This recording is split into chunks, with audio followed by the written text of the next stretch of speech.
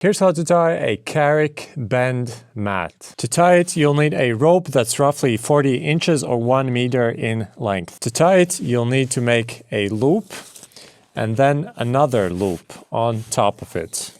Now go underneath this middle strand and over this one, and finally underneath the rightmost strand. Now you should pretty much have 3 identical loops over to each side. But you'll need to create a 4th one here as well, so take the end of the rope, find where the other end of the rope is, and start retracing the same thread in the same way.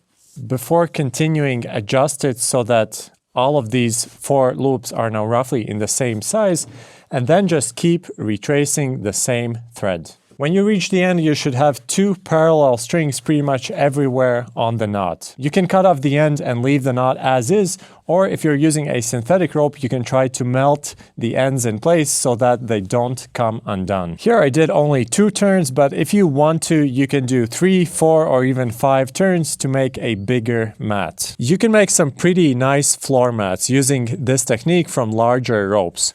Or if you leave it as is, this can function as a decorative coaster for cups and mugs. To learn other useful knots, subscribe to our channel. Thank you for watching, and I'll see you next time.